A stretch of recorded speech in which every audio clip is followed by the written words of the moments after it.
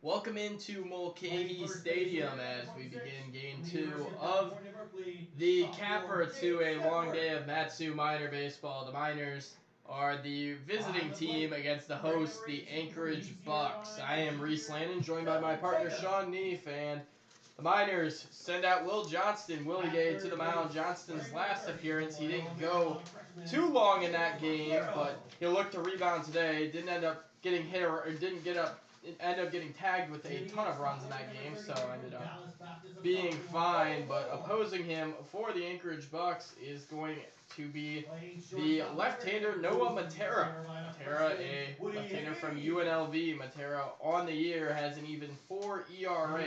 He's been pretty sporadic, and he'll get his sixth start of the year for the Bucs. And we're going to take a quick break for the national anthem, and we'll be back here from Mulcahy in just a few moments.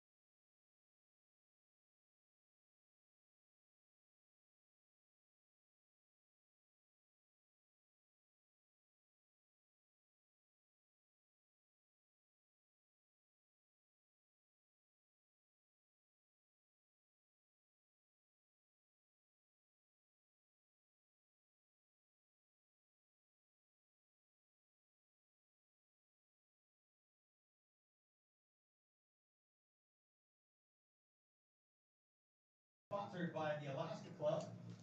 Welcome back to Mulcahy Stadium as we're getting ready for first pitch. Noah Matera, as I said before, is the starter for the Anchorage Bucs.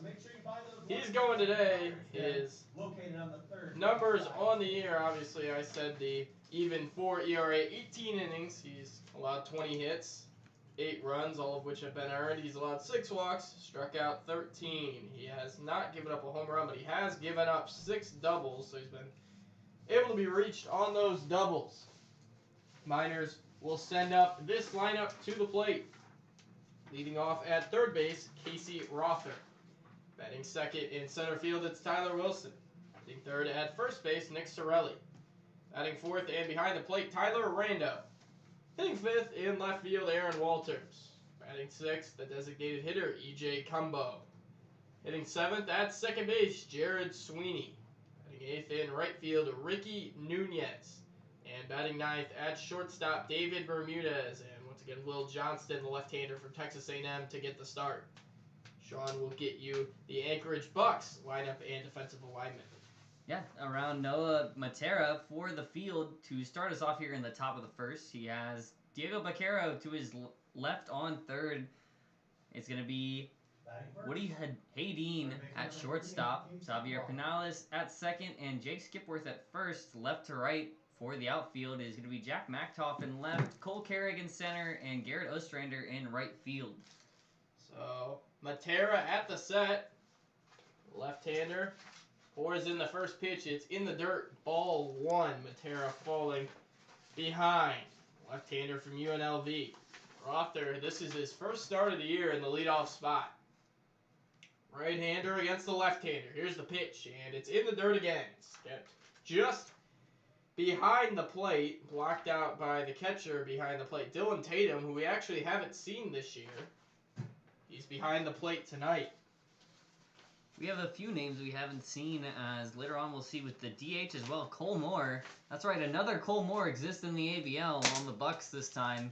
Hasn't had an at-bat for the Bucs so far on the season that the stats have suggested, but we'll get a chance here today. 2-0 pitch from Noah Matera is a fastball, and he gets the strike over. 2-1 on Casey Rother. Here it comes, and it missed low, so Rother 1 pitch away from working a leadoff walk. He's way ahead now, 3-1. Rother broke up the no-hitter in Game 1 in the 7th inning with a base hit to left field. Helped move up the runner, and pinch runner Ricky Nunez ended up scoring the winning run as Rother swings through ball 4 there. That was in the dirt, so instead he'll be at a full count 3-2 on the Lehigh product.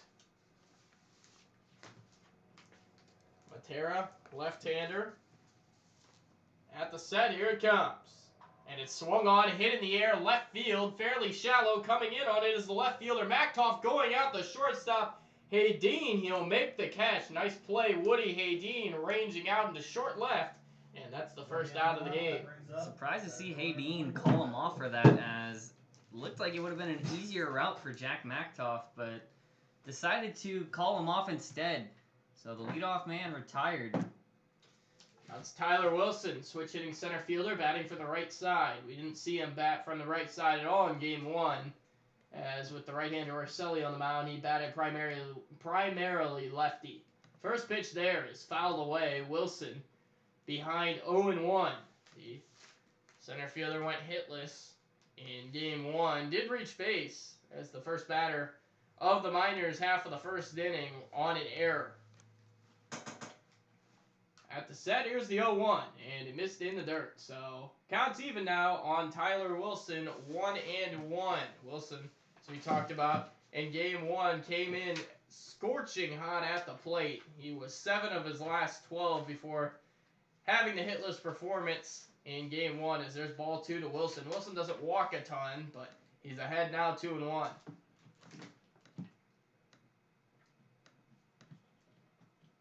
Chandler, Arizona native. Back in. Here's the 2-1. Swung on in line. Back up the middle. Base hit into center field. Tyler Wilson breaks off the schneid as he hits a frozen rope back through the middle.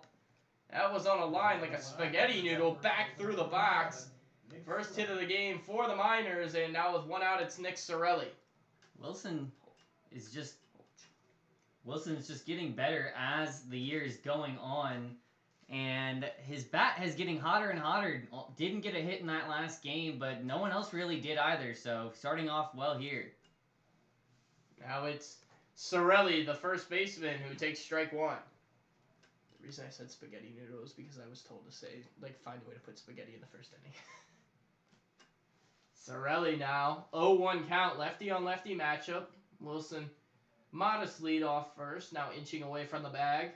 First baseman Skipworth holding him on. That pitch is off the plate. Sorelli 1-1.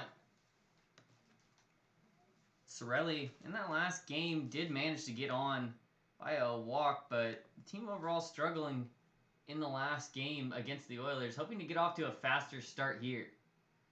1-1 to Sorelli, and it's a breaking ball in the dirt. Nice stop by The catcher, Dylan Tatum, behind the plate, able to block it 2-1. Yeah, Sorelli's walk actually came around to score. Sorelli advanced to second on the base hit by Rother. And then the pinch runner, Ricky Nunez, came in to run for him, advanced to third on a sac bunt, and then Gerard Sweeney won it with the RBI single. Wilson taking off here. Pitches, called a ball, throw down to second base, not in time. Tyler Wilson's first stolen bag of the year is able to steal second there rather easy. He's got good speed, just his first of the year as he moves up 90 feet. Surprising that's only his first bag taken unannounced, as he has some of the fastest feet on the team, with Morozic down with an injury right now, waiting to recover that elbow. He could be used on the bags to create some havoc. 2-1 to Sorelli. Check swing, went around, 2-2. Sorelli unable to hold back on that. Might have been a cold strike anyway. So now the St. John's Johnny from Northern California, San Francisco Bay Area, and a 2-2 count. Matera at the set, checking the runner Wilson. Nobody holding him on. Here's the pitch, and it's fouled away. Screamer back towards the Bucs dugout on the third base side. That's a foul ball. Sorelli stays alive to see another. Bucs wearing their home whites today at Mulcahy Stadium, Miners, and their alternate / road green. Matera sets. Here's the 2-2. Swung on in line on a couple of hops to the second baseman Pinales. He's up with it. He goes to the bag. They'll get Sorelli 4-3 ground out. Moving over to third is Tyler Wilson, and now an RBI chance with 2 away for the catcher Tyler Rando from Gonzaga University. Might not be what Sorelli would have wanted from that at-bat, but it does advance the runner. Can't say it wasn't productive in the least. Now he's only 90 feet away from home plate. Tyler Rando, a chance to get the first score of the game going early. As that pitch is a strike at the knees. Rando behind in the count, 0-1. Here's the pitch, and it's inside. Missed with the breaking ball. 1-1 on Rando. Gonzaga catcher had a walk in game 1. Looking for some success here. Here's the pitch, and it missed low, so Rando now slightly ahead. He's at a 2-1 count. Due up on deck is Aaron Walters. Not surprising to see Rando taking a few pitches here. He seems to be a lot more patient recently, drawing 3 walks in the last week. 2-1 pitch is up high, so Rando follows that 1-1 pitch that went for a ball with a 2-1 pitch also going for a ball. So now it's 3-1 on Tyler Rando. Wilson off a third. Matera now at the set. He doesn't want to make a mistake pitch here. And that's exactly what he did. A fastball up in the zone, and Tyler Rando slashes one into left field. Give him an RBI single, and the Miners on the board first, 1-0. Well, that's the last thing you want to do as a pitcher. Just hung his ball right over the heart of the plate, and Rando, all he had to do was turn it around the other direction. Wasted nothing on that one. So 1-0 Miners, an RBI single with 2 outs by Tyler Rando. And now it's Aaron Walters. First pitch to Walters is by the catcher for a ball. Dylan Tatum, that ball is going to go to the backstop. Rando moves up 90 feet to second base, and Miners still keeping pressure on Noah Matera, as now a real RBI chance for Aaron Walters. Inning's not dead yet. It keeps on rolling, as Walters is one of their better hitters with runner in scoring position. So now that that's advanced with the wild pitch, he becomes even more dangerous. Walters in a lefty-on-lefty matchup. Here's the pitch. Swung on and fouled back to the screen about 5 feet away from our glass. Still haven't seen one hit our glass yet. That one, I don't think it hit the neighboring glass. screen. It hit kind of on the border. I think it hit kind of on that trim area around the window. Well, it held up fine. Hopefully that stays true. Walters, 1-1 pitch. Here it is. And it's way up high. Out of the crouch to grab it is Dylan Tatum, ball 2. Miners looking for more here in the first. Tatum plays his college baseball at the University of California, Irvine. A Stockton, California native. 2-1 pitch. And it's a little bit high, so 3-1 count to Walters. This Miners lineup is really making Noah Matera work for everything he gets. Quite the inverse of how their last game went, unable to generate any hits until the final frame. 3-1 pitch coming. And it's just low and away. Walters takes a walk. And now 2 on. Man up. Next is E.J. Cumbo, who's in the DH spot today. But before Cumbo can come to the plate, trotting out to the mound is Dylan Tatum. He's going to talk with Noah Matera. Not getting any easier for Matera. Had a chance to get out of this with only Wilson on, but Rando obviously ruined that chance. And now Matera is going to have to start thinking about working his way out of this jam. But the Bucs obviously not going to try and replace him only in the first inning. We'd have to make it a bit further through the rotation for the Miners before anything like that occurred. So Walters off first, Rando off second. 2 away, E.J. Cumbo, DH today. As there's a breaking ball off the plate, ball 1 to Cumbo. We saw Cumbo in right field, hitting in that leadoff spot in Game 1. But in Game 2, he's down to the 6th hole, DHing. Left-handed batter from the University of Tampa. First time we've seen him DHing either, so... There's another breaking ball off the plate. Matera just cannot command the breaking ball right now. I don't think he's thrown more than a couple of those for strikes. 2-0 pitch. Could see a fastball. E.J. Cumbo back in. Here it is. And he does see a fastball. This one clips the outside corner. 2-1. Well, playing at the plate's pretty simple. No reason to swing when he hasn't put the last 7 or so in the zone. Cumbo back in. Bat waving over that left shoulder as he pulls this one to the right side. Sliding stop by the second baseman, Pinales. He'll go to first. Nice play. The Anchorage Bucs second baseman making a play on a slide to take away a possible run and limiting the damage to just 1. 1 run on 2 hits. We're headed to the bottom of the first. Miners 1, Bucs nothing. We'll be back here in just a moment from Mulcahy Stadium.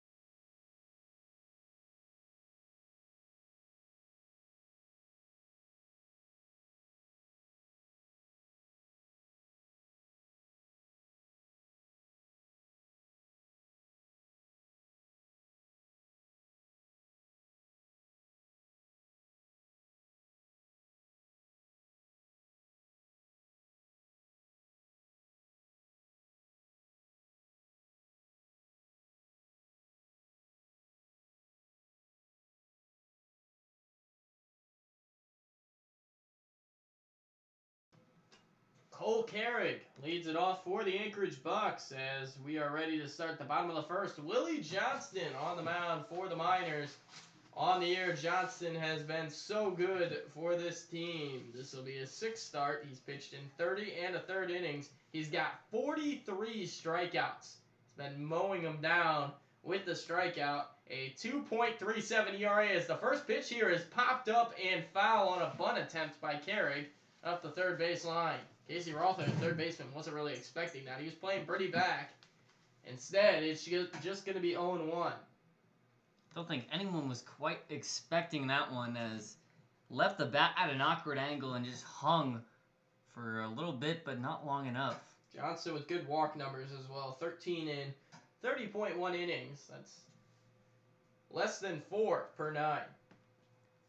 He's also got a couple of wins on the year. Here's the pitch.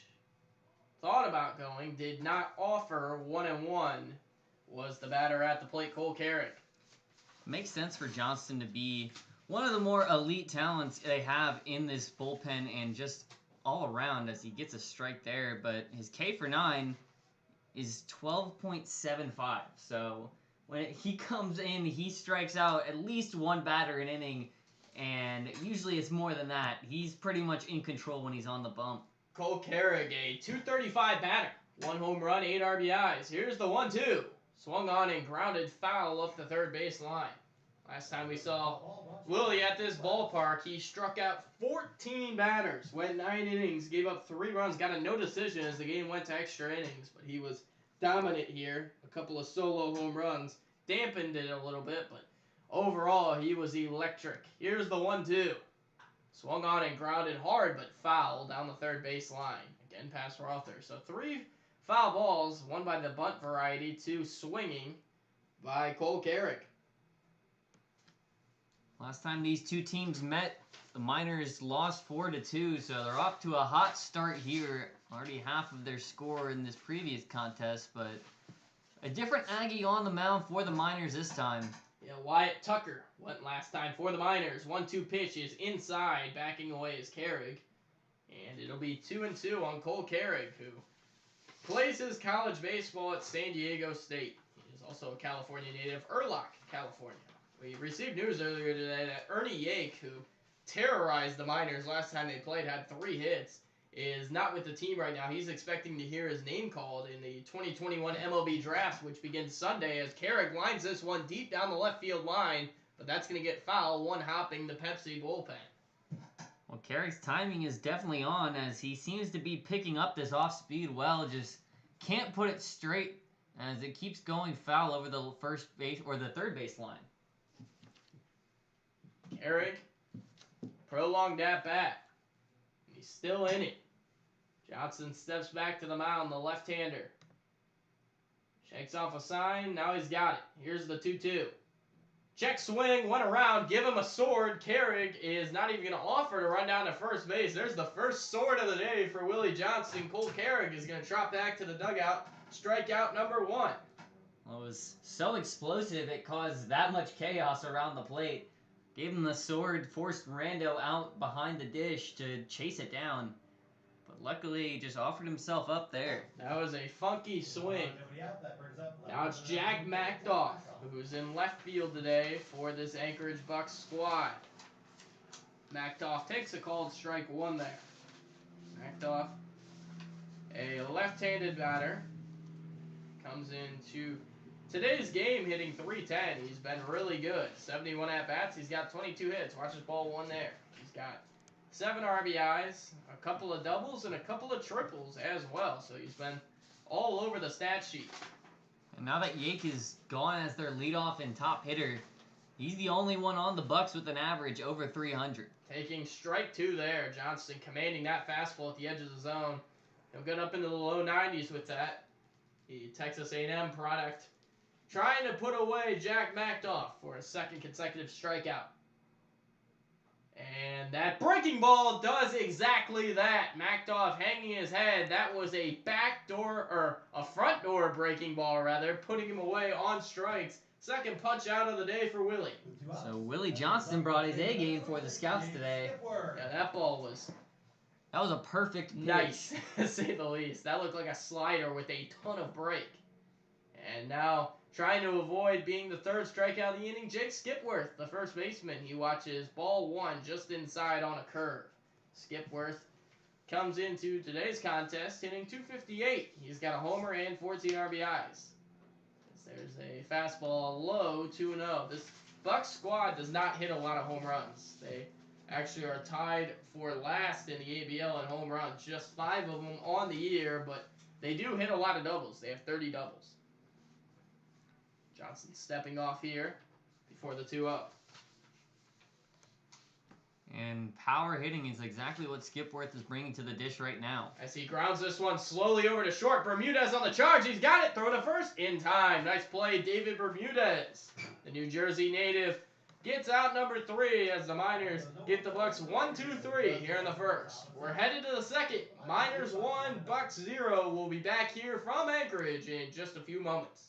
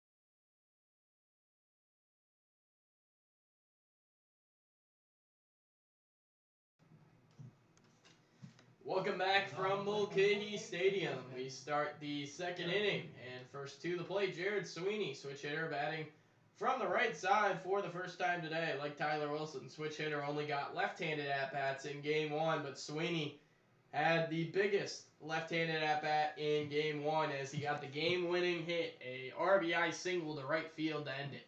A walk-off single as the first pitch there is low, ball 1. Sweeney's been hitting well so far at Mulcahy. He had one yesterday as well that went deep into right field, so could be a great time to have his bat come alive. He's been sleeping on the Miners so far this season. They'd love to have him. As that ball is flown up into center field, a can of corn for the center fielder Cole Carrick. Playing Sweeney towards left center. That's right where it went. One away. Now it's Ricky Nunez, who came in as a pinch runner in the 7th inning of just a 7-inning contest, obviously, in Game 1. Came around to score the game-winning run on that single by Sweeney. So he's in the lineup today, hitting 8th in right field. Matera at the set. First pitch is a breaking ball for strike 1. Matera works out primarily from the stretch. He doesn't really make any moves around with it. He sets here. Nunez back in. 0-1 pitch. Breaking ball line, back up the middle. Ricky Nunez, base hit with 1 out in the second. Ricky going back up the box, a fluid swing, and that'll be 1 out now for David Bermudez. Might be hard to think about it because Ricky has had pretty limited at-bats since the lineup's expanded, but batting .333 over the last week, 2 for 6, and making it even greater now with a hit there. Nunez And 27 at-bats this year, has 7 hits, good for a 259 average. David Bermudez to the plate as he swings and lines one into left field here with Nunez running on the pitch. He'll put on the brakes around second. And David Bermudez, who had been in a deep slump at the plate, first pitch swinging, absolutely cracks one into left field. And first and second, all of a sudden the lineup's humming again. It's Casey Rother. And maybe a chance to come alive here. Could have even gone further on that hit and run had it not been directly to the left fielder. Mactoff would have had an easy throw out there, but Ricky Nunez, pretty self-aware. As now it's Casey Rother, the third baseman. Miners have been hitting the man on the mound, Noah Matera, well. 4 hits so far and a walk. Here's the pitch to Rother. Check swing. Did he go around? Yes, he did. Strike 1. 0-1 on Casey. 4 hits and 1 walk as we play with just 1 out here in the second. Only 1 away. Rother, the second at-bat in the second inning, so to say the team is hitting better than last would be a bit of an understatement. Here's the pitch. Swung on and tapped. It looked like it hit off his shin, and it did hit off his shin and then out towards the mound. And now it is a 0-2 count on Casey Rother. Pretty similar situation to what we saw earlier in the day, but that led to a ground out. We're hoping for better results in our next time. Nunez off second has really good speed. Bermudez off first is no slouch either, so Rother can get one into the outfield. Could see him definitely making a test on the outfielders. We're seeing Gerard Ostrander in right field today for the first time. Rother choking way up on 0-2. Here's the pitch. Swung on, hit into right center field. A long run, and it's going to be caught. Ostrander circling under it in right center field. No advance from the runners. 2 away. Well, it came down almost right between the two of them. Luckily, they were able to communicate, and Ostrander puts it away. No even a tag attempt from Nunez, as he had no real reason to push the envelope from second. Tyler Wilson now up. He nearly took off the pitcher on the mound, Matera's hand, the last time he hit the ball straight back through the box. Miners would certainly take one of those right here. Here's the pitch. Swung on and popped up into foul ground. Should be playable. First baseman Skipworth ranging over. He'll make the catch, and the Miners leave a couple on here in the second. We're headed to the bottom of the second. Miners 1, Bucs 0. We'll be back here from Anchorage in just a few moments.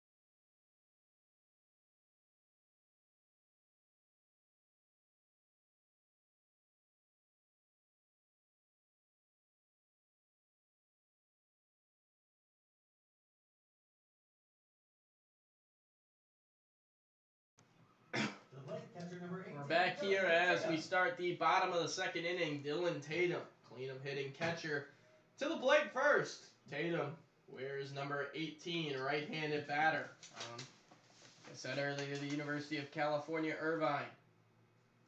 And he played very well as a junior, to say the least, at California Irvine. Hit 13 home runs this past spring.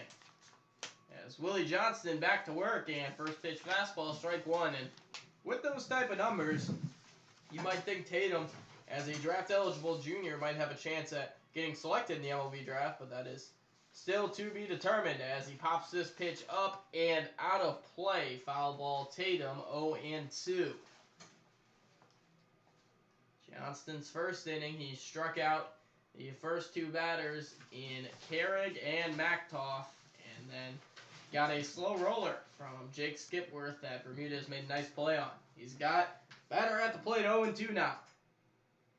He winds and fires. And this ball missed in the dirt. Good block, Tyler Rando, 1-2. One thing that always stands out to me about Willie when he's on the mound is when he does miss the zone, it's not like he misses drastically. His control, even when it's slightly off, is never something too drastic. 1-2 pitch from him. Here's the pitch, and it's low. Scooped out of the dirt by Rando. 2-2. Minor defense playing fairly back on that turf. You know how fast that ball can move here at Mulcahy. Here it comes on 2-2. And it's popped up in the air. Shallow right field. Sorelli ranging back. Moving over is the second baseman Sweeney. And he'll make the underhand grab. A basket catch. As that ball kind of just fell into a triangle. Sweeney sprinting over late to make the catch. One away here in the second. It's a good thing he showed up too, because the angle that Sorelli was running at was going to be an awkward grab for him. But now they have one away. Top four have been retired for the Bucs in this one. Diego Becerra, third baseman. Comes to the plate now. Becerra plays his college baseball at Loyola Marymount, so he'll be teammates with Kevin Nakamura next spring. Becerra, right-handed batting third baseman. We've seen him at first. We've seen him at third. At third today, as the first pitch here is a breaking ball low. Check swing did not go around. Ball one. Becerra on the year, a 275 batter.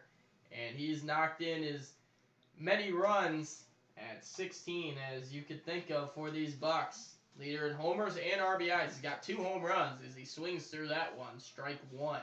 Well, he's just an extra base hitting machine. 6 doubles, 1 triple, 2 home runs on the year. Alone, he probably has nearly as many base hits as the rest of his squad. He's pretty much does it all himself, and with no one on right now, that's exactly what they need. As he watches the ball there, 2-1. Becerra's been hot lately. 7 for his last 22. A homer and 6 RBIs over that stretch. Slashing .318, .348, .636 over his last 22 at-bats. On deck sits Cole Moore. Johnston, 2-1 pitch. Swung on and popped straight up in the air. Foul ground. Sorelli should have room. He's camped under it. And he'll make the catch as a little bit late break forced him back more towards the field of play. But anyhow, it's a pop-out for the second out. Well, Cole Moore coming to the plate for what could be his first at-bat with the Bucs. Not listed with any stats so far on the season, so regardless of how it goes, he's at least going to have one under his belt here. From Dallas Baptist University, a mid-major power in the world of college baseball, lefty-on-lefty matchup. Moore listed as a catcher in the DH spot today. As first pitch fastball for strike one, Willie goes ahead. Listed as a good defender over at Dallas Baptist with good amount of power in his swing too. Haven't seen any home runs today. 0-1 pitch, breaking ball, and that's a beauty. Front door attack with the slider. 0-2. Johnston way ahead now. He's already fanned a couple of bucks. This would be the third if he can get Cole Moore on strikes. Right now, Johnston just looking dominant on the mound. 0-2 pitch coming from Willie. Here it is. Swung on and hit in the air. Fairly routine play to the center fielder Wilson. He has to move back over to his left a bit, but he'll make the catch in straightaway center. 1, 2, 3 second for the Miners. We're headed to the third. Miners coming to the plate, looking to add on some additional insurance runs. We'll be back here from Mulcahy Stadium in just a few moments.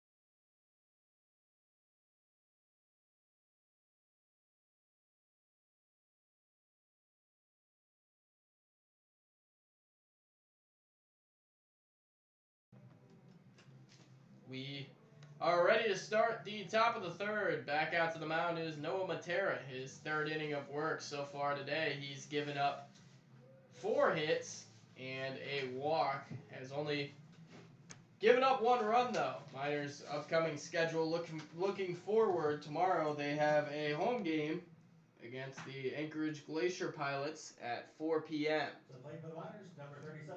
Right now, the Miners looking a lot more awake at the plate than they did against the Oilers. Even though they couldn't bring any across in the second inning, they at least applied the pressure, and with Sorelli at the plate, one of their best on-basemen coming up. Lefty on lefty, Sorelli in. First pitch swung on and hit up in the air a mile high. Ranging into foul ground is the third baseman, Macaro, still running, and he makes the catch as he crashes into the fence up the third base line. Great concentration on that one. Didn't matter that he was in foul territory. Wasn't going to waste the chance. So 1 out as Macaro ranging all the way into foul ground to make that catch. And now it's Tyler Rando. Rando back in for his second at-bat. His first time he came through at a base hit into left field. And that base hit led to the only RBI of the game so far. First pitch to Rando is a fastball a little bit off the plate. 1-0. Pretty overcast still here in Anchorage. It's been gloomy all day to say the least. Not the warmest day either. It's about high 50s. No rain in the area anymore at least, so it is a dry game for the final one we have here at Mulcahy. 1-1 now on Tyler Rando. Matera working. Action has quieted. The Bucs had a right-hander throwing down there as it quiets as Rando goes deep into left field here. On the run is the left fielder to get it. It's Mactoff. He'll range it down in the left center field gap. A nice running catch by Jack Mactoff.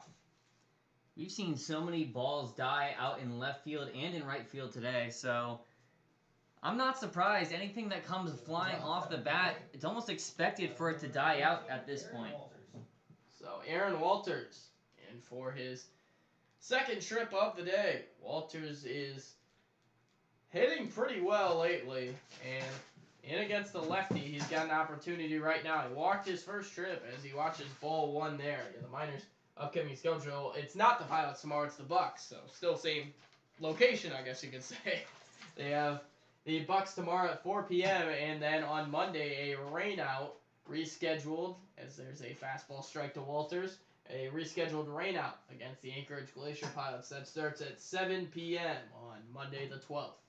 And that one will be back at Herman Brothers Field, so at least a chance to return home for a short bit. As this ball is slashed right at the shortstop. The shortstop, Haydeen, up to get it. So the Miners go quietly in the first. We have a foul out by Nick Sorelli.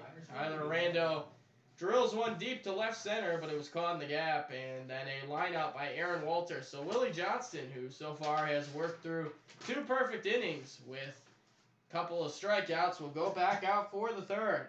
Russ will take a quick break here from Mulcahy, and we'll be back in just a few moments.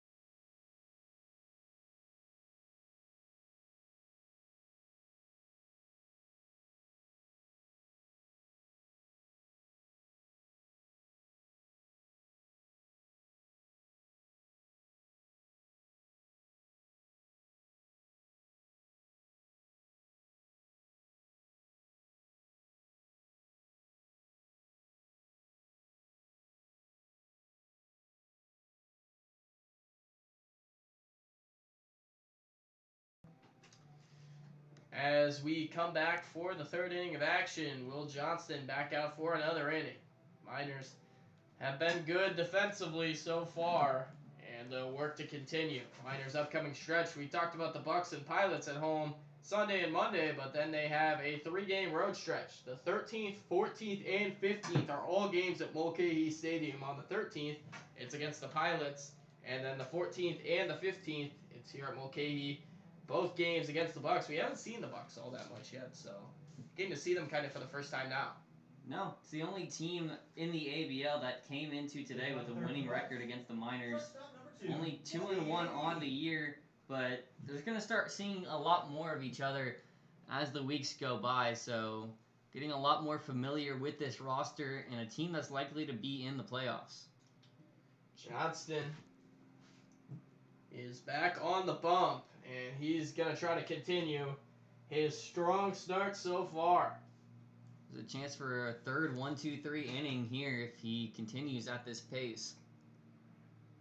First pitch to the leadoff batter of the inning. That's Woody Hayden as he pops it up into short right, and it's Gerard Sweeney, his second put out of the game on a fly ball.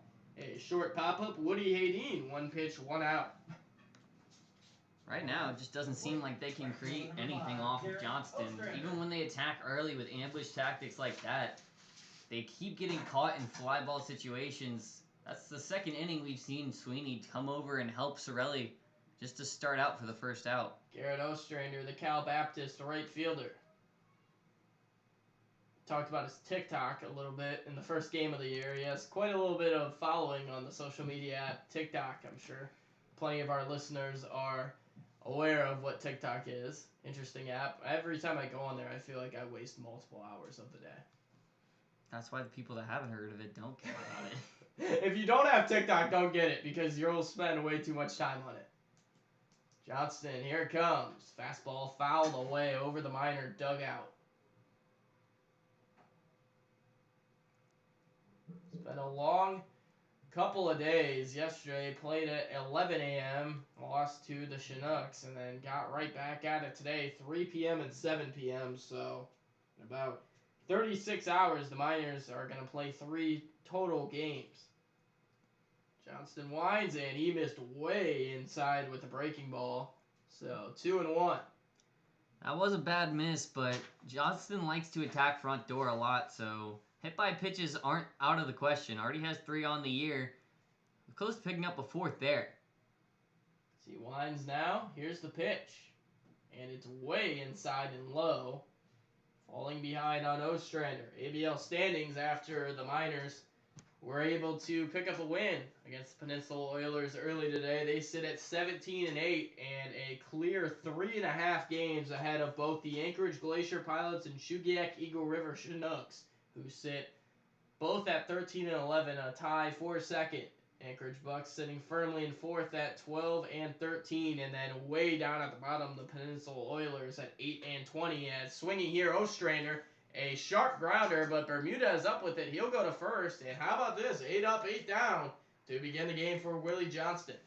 And all the credit to Will, but one thing that's looked really great today through both games for the Miners is their defense. They haven't made a whole lot of errors, if much of any. And the heart of that defense right up the middle with Sweeney and Bermudez has looked great. Sweeney slid into the second base role pretty well.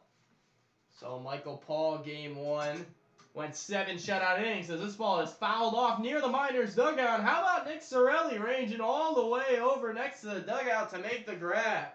Easy 9 up, easy 9 down. Willie Johnston right now, perfect through 3, so we'll see the Miners' offense coming back out for the top of the fourth. They will send a trio of Cumbo, Sweeney, Nunez, 6, 7, 8 in the order due to the plate. And we're going to take a short break here from Anchorage and be back in just a few moments.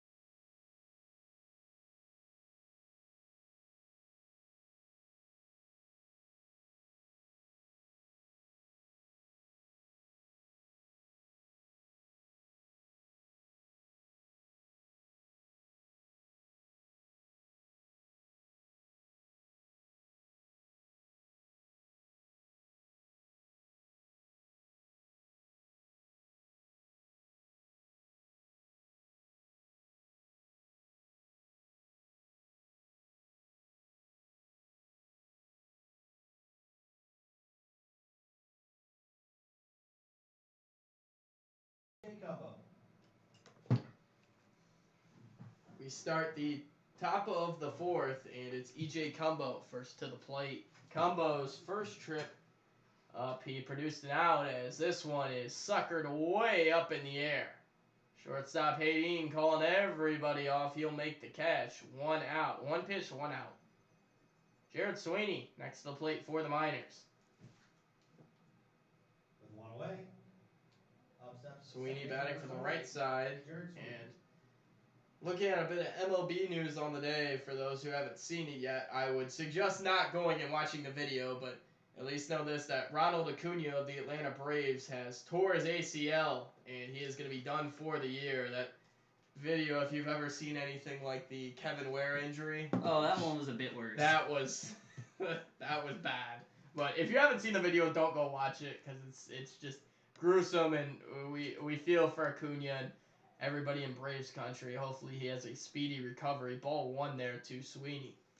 Has not been an easy year to be a Braves fan. No, the Braves are underperforming big time right now, actually. Miners, on the other hand, pretty much playing where they wanted to be. As this ball is grounded up the third baseline, Vaquero's got it on a couple of hops. He'll go to first. Skipworth up with it. 2 away. 2 quick outs for the Miners, and now it's going to be Ricky Nunez, whose last trip to the plate, he singled on a barreled ball back through the middle. Well, this might not be the kind of day that any of these ABL scouts expected in terms of offense, but right now, We are seeing a real defensive performance. Both of these games going by pretty quick today, as we're already in the top of the fourth with one out.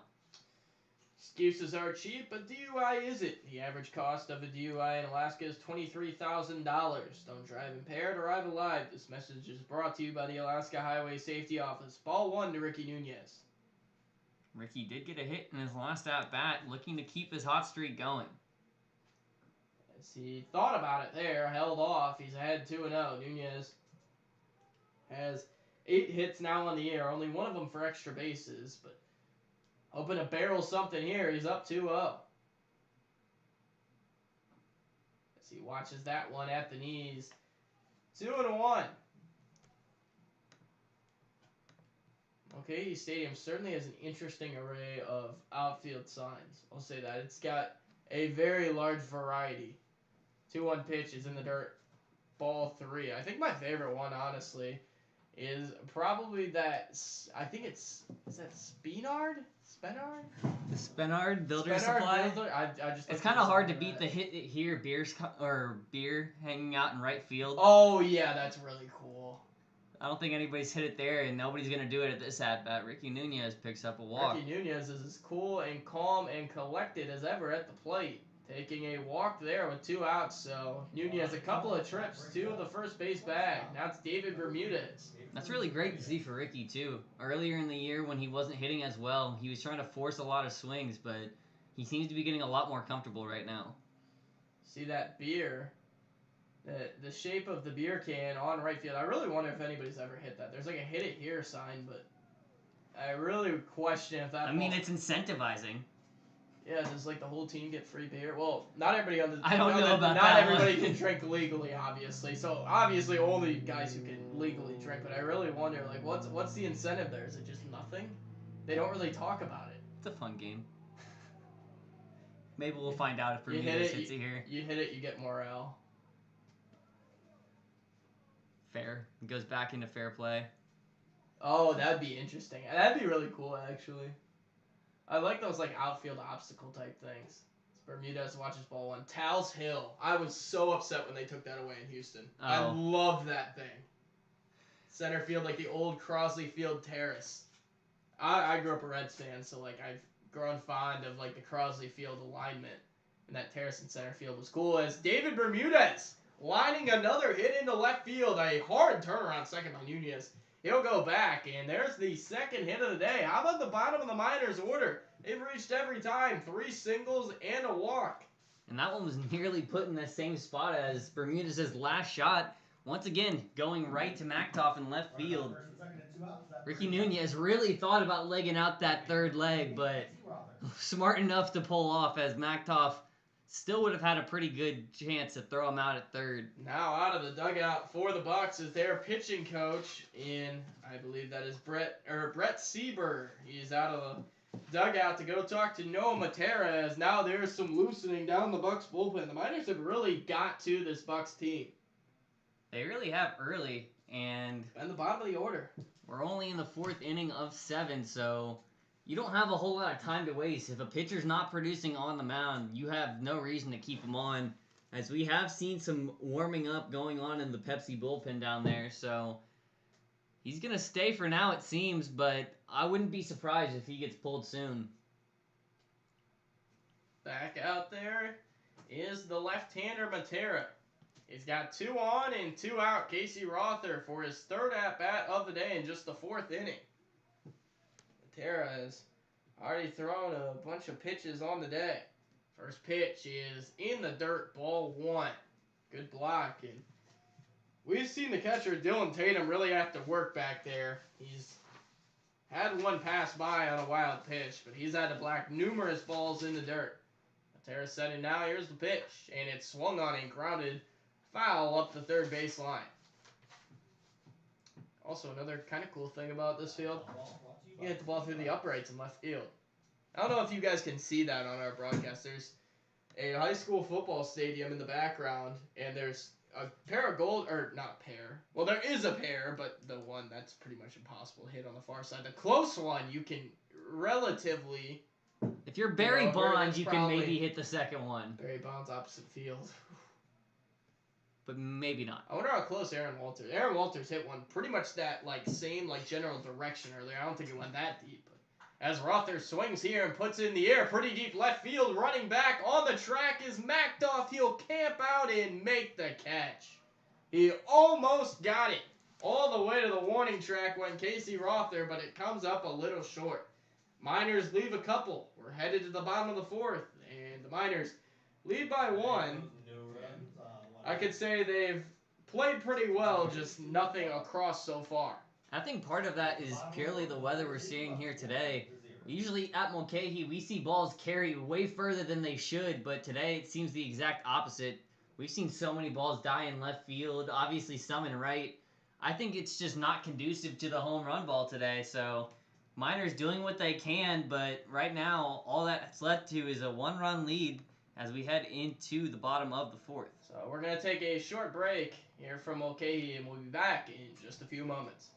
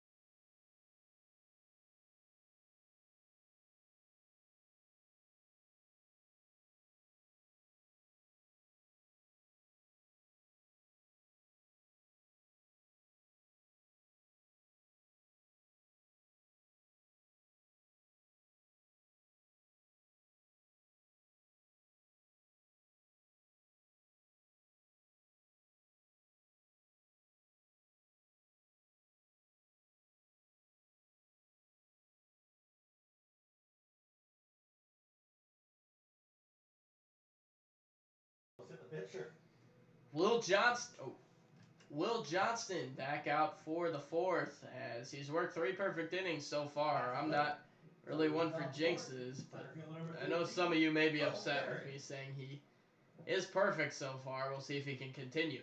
They're only going to be mad if it doesn't happen anymore. So I've you got better cross your confidence fingers. I've got confidence in him. No reason you shouldn't. Will continuing to produce for the Miners. Left-hander. Standing at 6'3".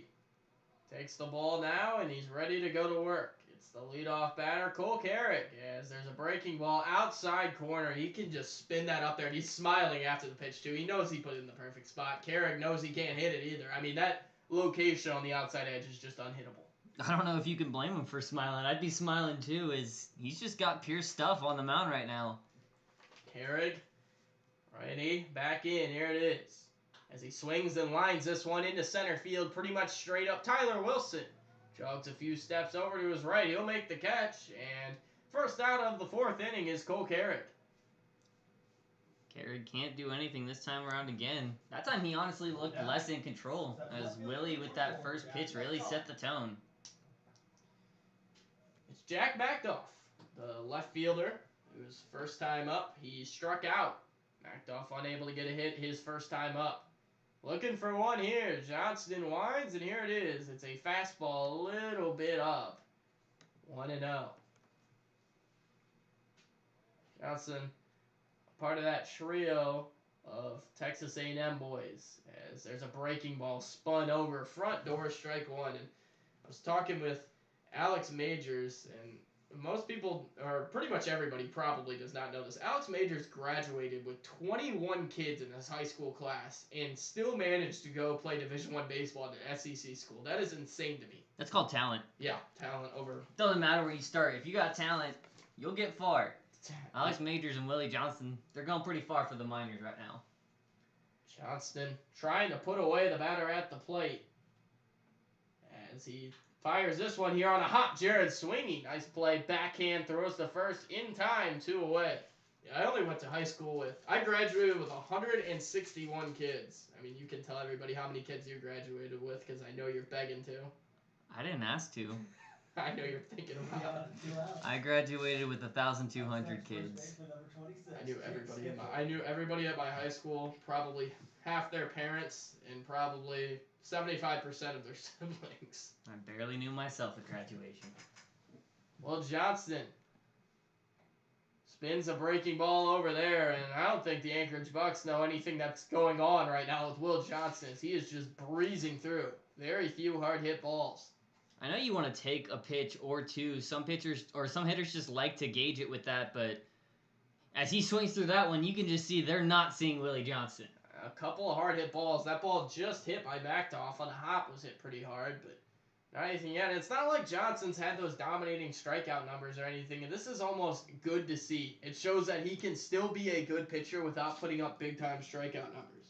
He's able to generate weak contact, and it's kept this Bucs lineup guessing all game long. He hasn't had a strikeout since Backtoff in the first inning, but what's been so impressive is he's constantly attacking the zone. He's forcing you to swing because with the first 2 or 3 pitches, he's constantly hitting the zone and making you think that's where he's putting it. Then he gives you that put-away stuff, and there's nothing you can really do. Johnston looking to put away the batter at the plate. Here's the pitch as it's grounded foul. Jake Skipworth's first time up was that slow grounder to short, and now he's at a disadvantage in a 2-strike count. It's already 2 away. Chance to make it number 3 for a 4th perfect inning. There's no ABL All-Star game this summer, but Will Johnston, I think right now, has been one of the best in the ABL as this ball is grounded back up the middle. Sweeney to Sorelli. It's 4 perfect innings for Willie Johnston. He has been very good so far. That was some perfect shading from Sweeney right behind him as well. Will didn't put his glove down on the mound to snag that comeback shot, but luckily for him, Sweeney knew exactly where to be. And honestly, the defense behind Willie deserves plenty of praise for making it through 4 as well. Xavier Pinellas, the second baseman, first out onto the field for the Bucs. So we'll see the Bucs go back on defense as we begin the top of the 5th. Potential new pitcher coming on. We'll be back here from Anchorage in just a few moments.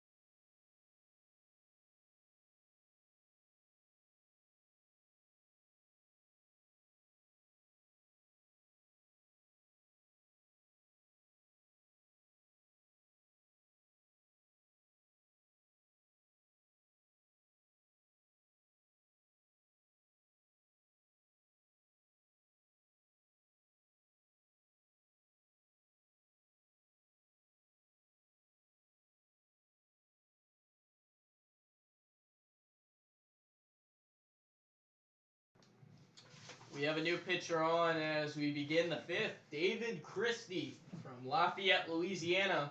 Stayed home and went to the University of Louisiana Lafayette on to pitch. Christie has been pretty good, to say the least, in his last couple of appearances. His last 3 appearances, actually. He's allowed just 3 hits, no earned runs, striking out 5 on the year. Christie, 8 appearances. 13.2 innings, 3.95 ERA. So the ERA was a bit ballooned, but his last recent stretch has been pretty good. Well, trending in the right direction, like you said, no earned runs allowed. And for a power pitcher like Christie, who he limits that 3 true outcomes to pretty much 2. It's either going to be a strikeout or a hit. Usually they say home run. I think it should be a little bit adapted. But 17 hits in 13.2 innings, not the pace you like to see. Christie, ball off the outside edge. Tyler Wilson to the plate now for the Miners. The starter, Noah Matera, got beat around a little bit, gave a bunch of hits and walks, and is lining this one into left field, but coming on quickly is Jack Macdoff, Tyler Wilson out for the first out of the inning, but a ton of hits given up by Matera and a couple of walks as well, but he was able to just give up just that one run. First run came in that first inning too, so while the Miners had been getting on base very consistently, just not scoring. Men left on base have been an ongoing issue for this team throughout the year. Luckily, right now they're in the lead though. Sorelli swinging at that one, fouling away. 0-1. Then really no action for the Bucs. Obviously no runs, no hits. No men have reached on walks or errors or anything. So it's been all Miners. But only one run as getting into this one is Sorelli down the right field line, but it goes foul. He hit that one really hard. We're going to see a home run today.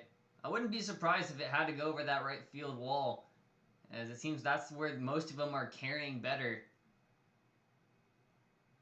Count sits at a couple of strikes on Nick Sorelli as he swings and misses here. First strikeout of the day for the new arm on David Christie in his 9th appearance. He gets his first punch out against Nick Sorelli. Pretty good out of the pen so far. One easy out and one strikeout. He's got to be feeling pretty confident. The seatbelt is the biggest assist your car can give you. Be a team player, wear your seatbelt, arrive alive. This message is brought to you by the Alaska Highway Safety Office. Tyler Rando, 2 outs. He swings here and fouls it away. 0-1.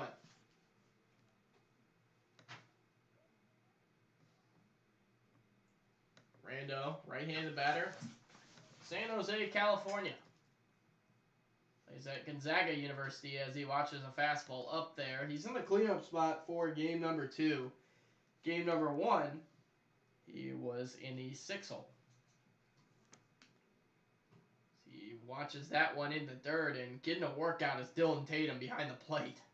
Yeah, they're being spiked all over the place, and he's having no option other than to block them. He's doing a great job so far, as we haven't seen a wild pitch since the new arm entered.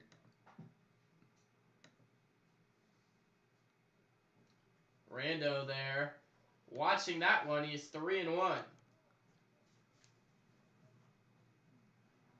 Hoping to work for his 5th walk in the last week. Rando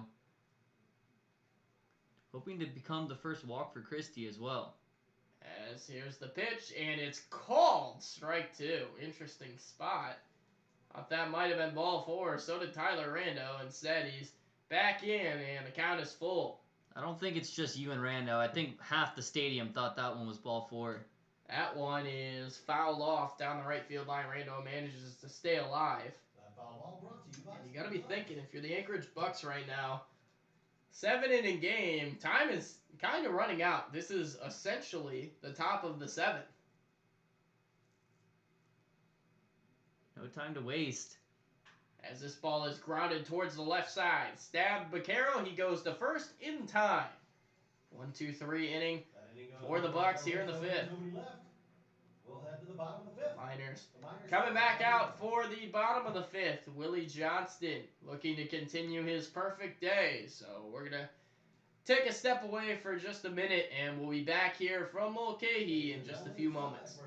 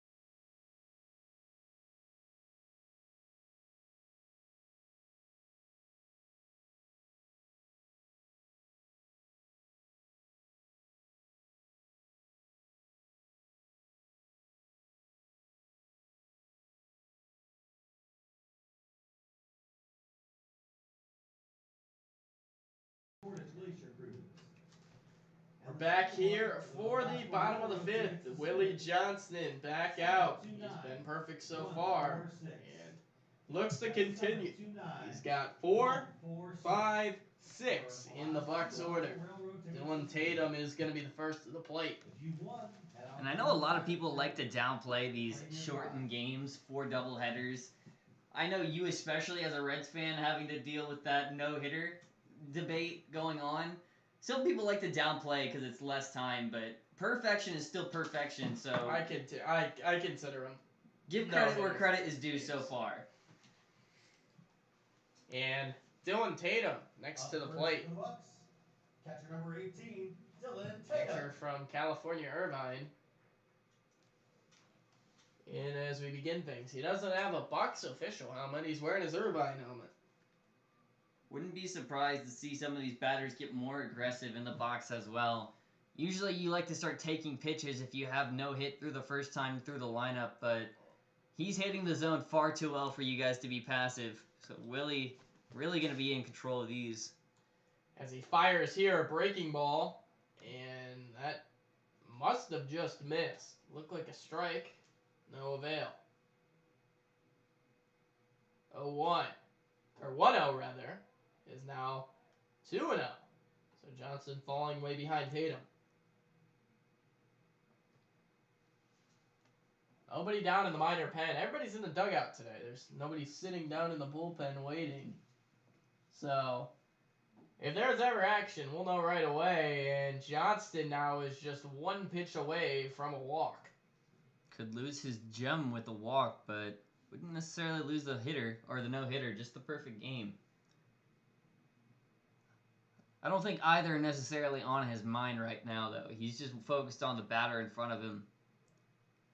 He winds here, and here it comes on 3-0, and there it goes. So perfect game done. Walking down to first, Dylan Tatum. He's got a 4-pitch walk, and for the first time tonight, the Bucs have a base run. And to start it off, so now if they're going to have a chance to get aggressive, it might be the only chance you've had. Caro, right-handed batter. Steps in, and he looks to move that runner over at the minimum. Double play depth for the minor infield. First pitch is inside with the fastball, so Johnston's opened up the fifth with 5 straight balls. You could say that momentum started when that first pitch of the inning was called a ball on that breaking ball. Just missed, evidently. 1-0 pitch. It missed up and away. Johnston at 2-0, and probably a good move as Tyler Rando's going to walk out to the mound now to talk with his pitcher. I think right now all he needs to do is hear strike called once.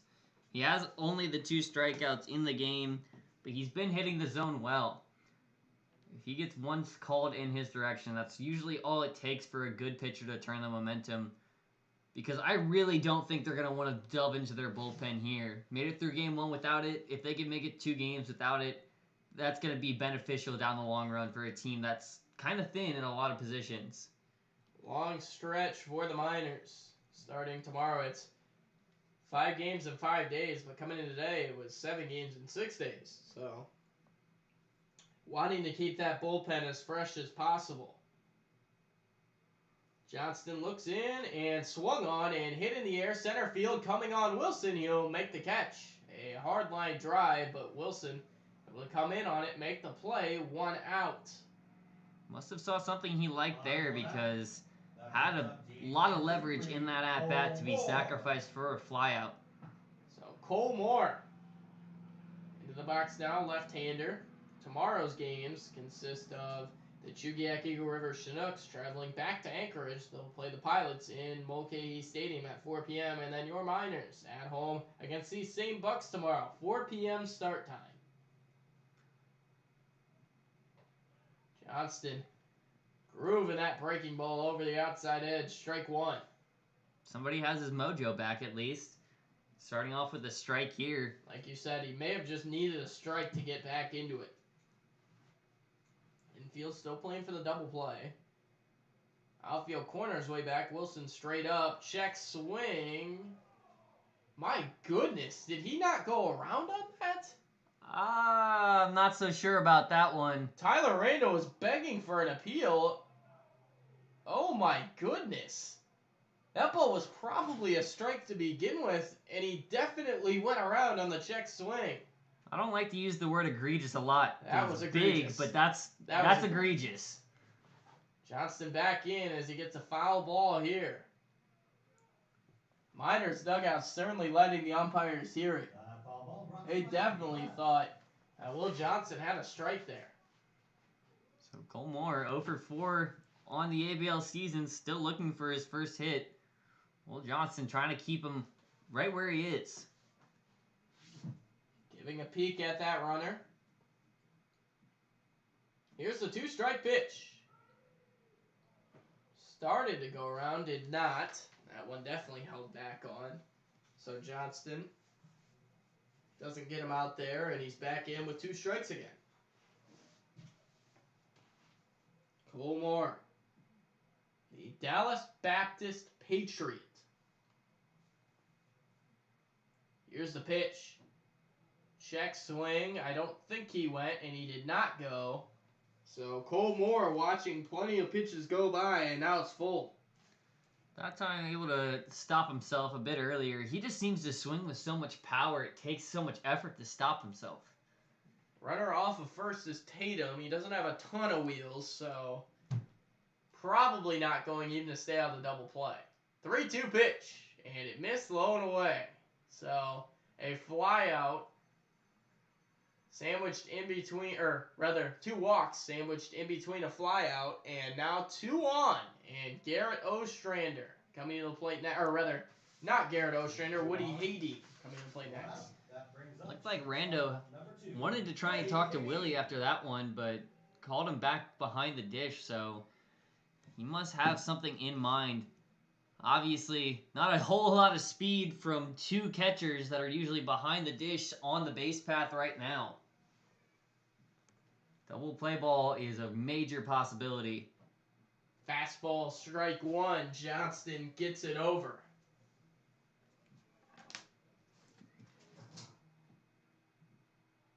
Rother down at third base is playing near the bag. But in middle infield playing for double play. Sweeney holding on the runner at second. Here's the pitch. Breaking ball just missed. Ball 1. Wasn't a bad miss, though. Still the kind of pitch he wants to lure him into. Any low-breaking action. 8:18 local time here in Anchorage. As Johnston gears up for the 1-1. Here it is. Swung on and grounded back up the middle. Bermudez up with it. Over to Sweeney. The turn. In time. Double play. How about that? 6-4-3. Ring him up. Bermudez, Sweeney, Sorelli.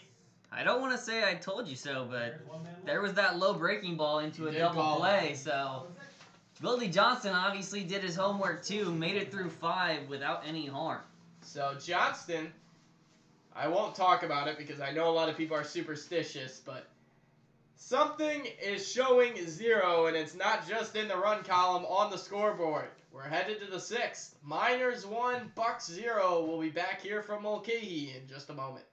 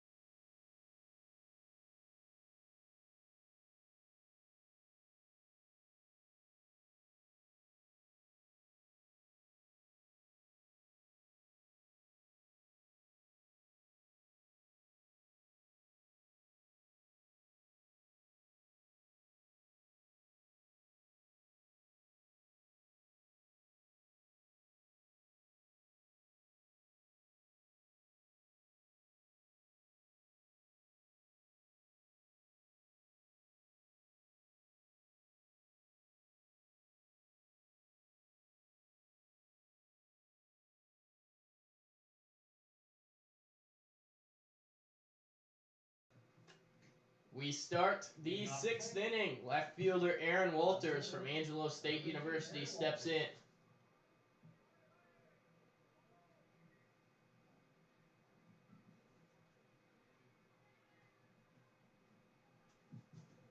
Walters, third at-bat of the day, watches a called strike one. I'm done talking about it. I will not speak to it, as there's a real possibility something could happen tonight at Mulcahy Stadium as that ball is fouled off down the left field line. Walters behind 0-2. Interesting fact too is last time Christie came in and got his strikeout, I didn't even think about it, but that was the first strikeout the Bucs have had of the game as well. As Matera, in his start, didn't record any until he was pulled. And Noah Matera is probably thanking his lucky stars he only gave up one run, because he was in a lot of trouble in their strikeout number 2 of the game by the Miners hitters. So you must really be a jinx as Walters walks back to the dugout. Jinx or profit, you to pick. EJ Cumbo, right fielder DHing today. He's in.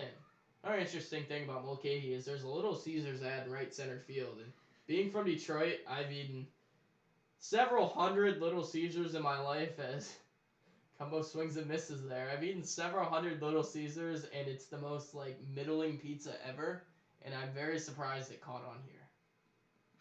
I guess bang for your buck, but maybe you just had bad Little Caesars. 1-1. No, Little Caesars is not good. Deep dish is pretty good. You just made a lot of enemies. Deep dish is pretty good.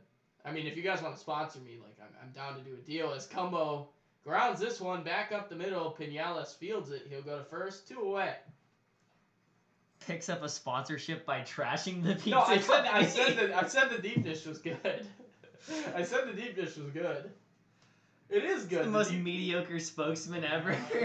Yeah, your guys' pizza is terrible. Little Caesars, yeah. We'll get back to baseball.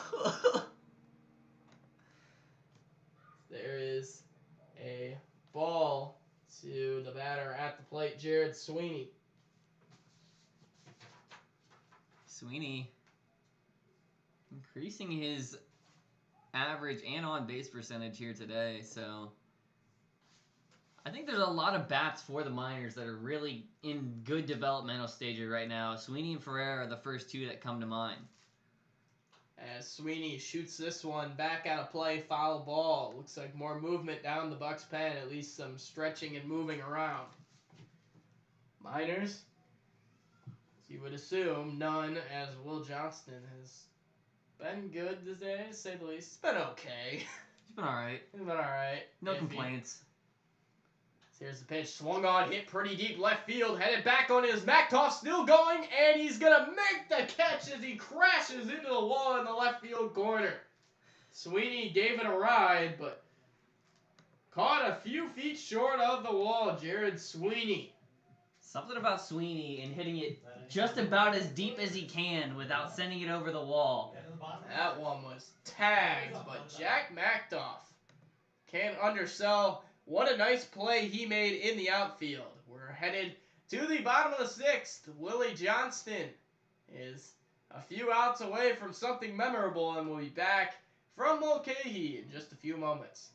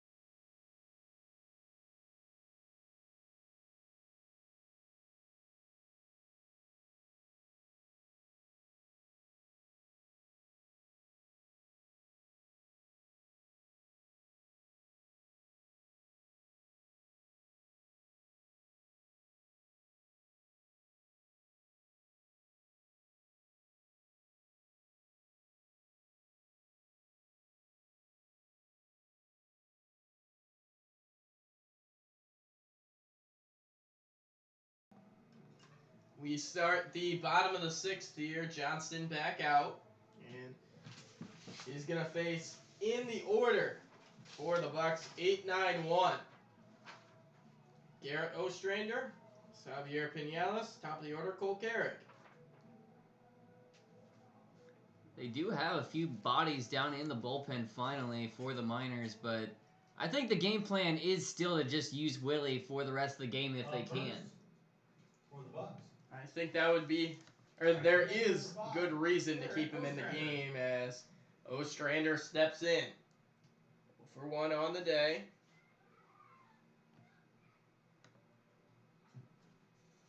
Right-handed batter from Cal Baptist. Johnston winds, here it is. And it's breaking ball for strike 1. Good pitch. That is such a graceful pitch every time. 12-6 breaking ball. There's not really very many prettier pitches you'll see than that. Maybe only those rainbow curveballs, but still tough. As another sword, give him strike 2. That ball actually might have been tipped. That is the 3rd sword of the game for Johnston. See, goes around there. Yeah, it's more swords than strikeouts in this game. And that's not something we've grown accustomed to, but he's pitched so well that it hasn't mattered. He misses up there, 1-2.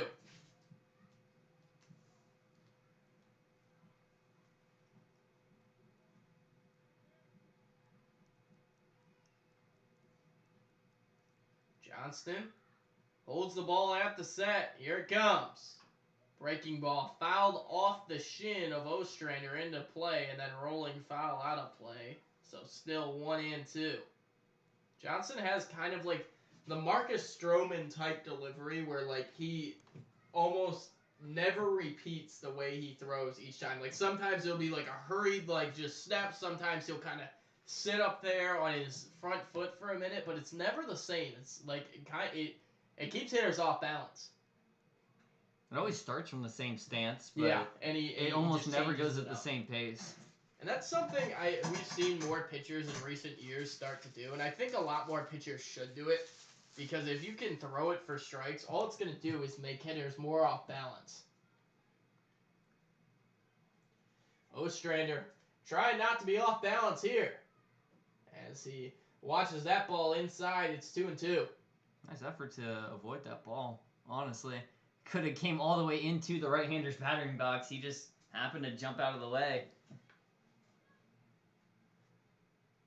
Johnston going to readjust his jersey, retuck it in.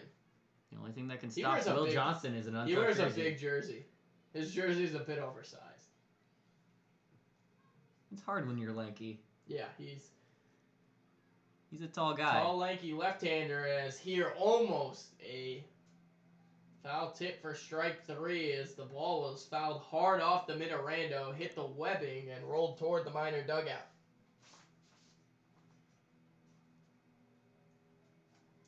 Contest before the Miners' first game of the day was the Chinooks and the Pilots. Chinooks won 9-7 in extra innings.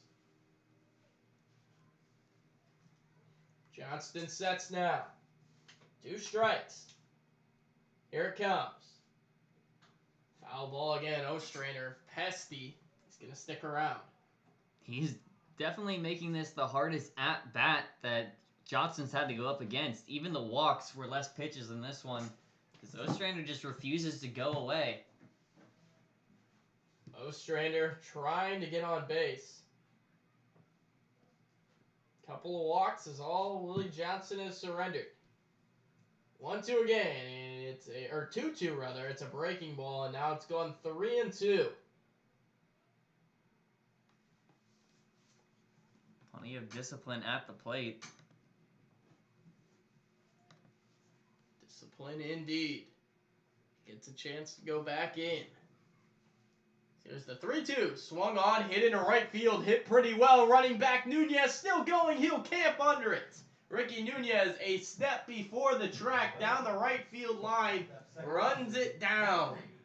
Well, the biggest thorn in Willie Johnston's side is now officially gone. That ball was hit pretty well down the right field line, but Nunez, who moves well out there, got a decent jump on it and was able to run it down. And now Xavier Pinales in for his second at-bat.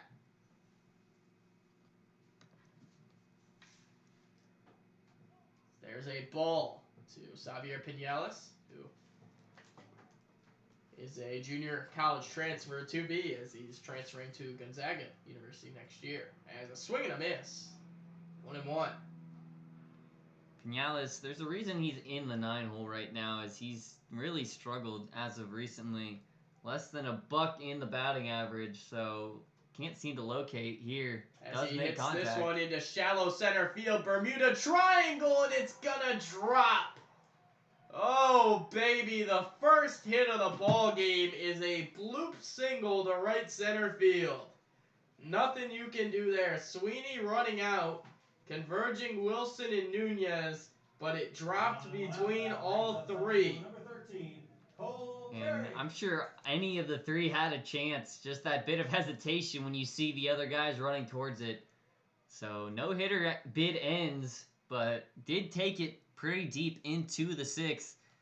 And that's out of a 7-inning game. There's not a whole lot more you could ask of that. 5 and 1/3 innings of perfect baseball.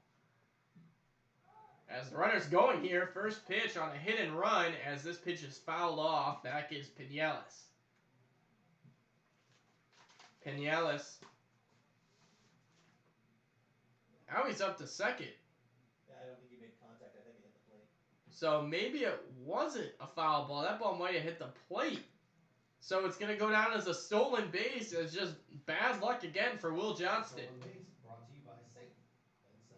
Still one away in this inning, so... And another thing to think about, I mean, the tying run is out at second. And for all the Bucs struggles offensively, they're only down a run. Carrick trying to drive him in. 1-0 pitch. Here it comes. Just a bit inside. 2-0. It's not too often you see a 1-0 baseball game. So, the fact that we've been sitting there for 6 innings almost is pretty much unbelievable, considering all it takes is one good swing to change a scoreboard. 1-0 final earlier.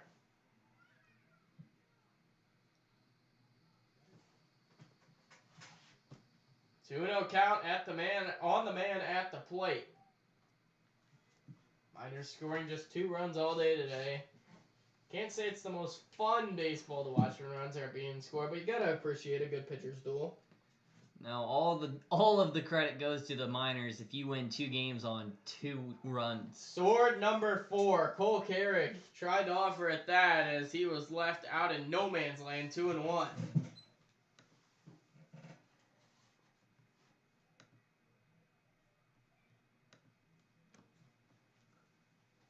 Gerard, right-handed batter from San Diego State. Significantly warmer. It's probably double the temperature in San Diego than it is right now. I don't know about double. Well, maybe not a full double, but close. 3-1 now. Randall, good block in the dirt to absorb it. And Johnston is slowly losing grasp on Cole Carrick. Still has a 2-strike count, though, so a chance for a big punch-out with a runner in scoring position. Alex Majors is up, standing, and pacing a little bit in the bullpen. Maybe he gets a call relatively soon. Haven't seen him today.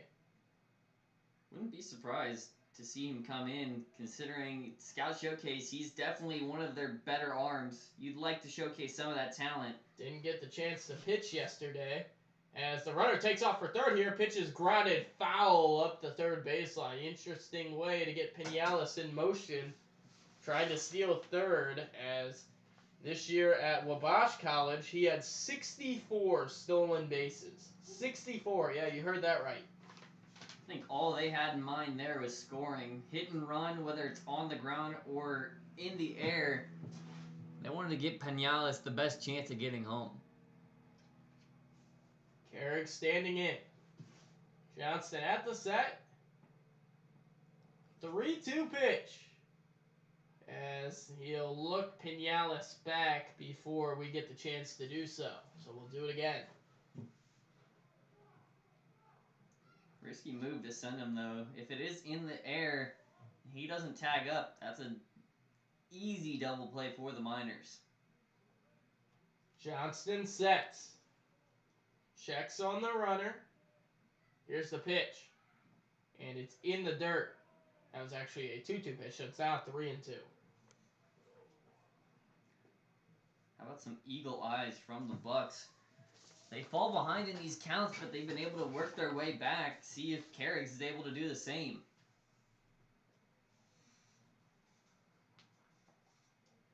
Counts full. You do have an open base. 1 out. Here's the pitch. And he struck him out looking. How about that? Johnston punches him out for the 2nd out of the inning. It's a huge strikeout. Carrick back to the bench, 2 away. There's no question that's the biggest out we've had so far today. First time they've even had a runner in scoring position besides those 2 walks, and now that Carrick is down, Jack Mactoff. Miners bench fired up about that strikeout, and for good reason. Johnston is almost out of the mess. Runner on second, 2 away. It's only his 3rd strikeout of the game, too, so Mactoff, came at a perfect time. Mactoff in as he fouls that first pitch to the screen. Mactoff, left-handed batter, 0 for 2 on the day. A 9-Mile Falls, Washington native. Gonzaga University. So many Gonzaga guys in this game. You have Pinales transferring there next year. You have, obviously, Mactoff, and then another pitcher in, as there's a swing and a miss, in Jacob Rutherford. So 2 Gonzaga guys plus a transfer. Plus you have Rando, the catcher right now, a Gonzaga guy. And then Daniel Nunn, pitcher for the Miners, a Gonzaga guy. There's one more. Who's the other one? Ernie Yake. Ernie Yake. Well, he is not currently here. No, but his presence is felt. He was here. 0-2 here on Mactoff, though. Checking the runner. Here it is. Just off the plate. Man, he wanted him to go fishing. That was a ball, but it wasn't a bad pitch. Wasn't very far off. That was about as good of an 0-2 pitch as you can get. Johnston at the set. 1-2. Fouled away. Got a piece of that. Came with the breaking ball. Mactoff sat back on it long enough. So now, I wouldn't be surprised to see him go for another pitch low and away. It's pretty, I won't say it's easy to lay off the first one, but even if you're showing the same pitch twice, it's going to be a lot harder to lay off the second time. This is a huge pitch upcoming. 1-2. This could be the ball game right here. Although there's still another inning. This is by far, obviously, the best chance for the Bucs to score. Their only base runner out on second base. Here's the pitch. Foul ball. Battle rages on. Mactoff fouling away a fastball. Foul ball brought to you by Not only Sweeney. the positioning, though, Pinales, the speed he has at second right now, I don't know if there's anyone else in this lineup they're going to get that has as better a chance to get from second to home. Mactoff back in. See what Johnston wants. He takes his first signal, so him and Randall are on the same page, but before we can do so, Mactoff steps out. This battle has taken forever, but we'll see who can win. Pinales, good speed off a second. Anything to the outfield, you can guarantee he's going to try to score on. But he ain't scoring here. A breaking ball. Will Johnston puts him away on strikes. He's fired up, pounding his mitt. Back-to-back strikeouts here to end the 6th. Well, he fell back into his old habit with that low and away pitch. He couldn't help but lay off it, and Willie Johnston picks up back-to-back strikeouts to keep this game alive. We'll go to the 7th. Miners 1, Bucs 0. Miners on top, trying to continue this lead as we head to the 7th. We'll be back in just a minute from Mulcahy Stadium.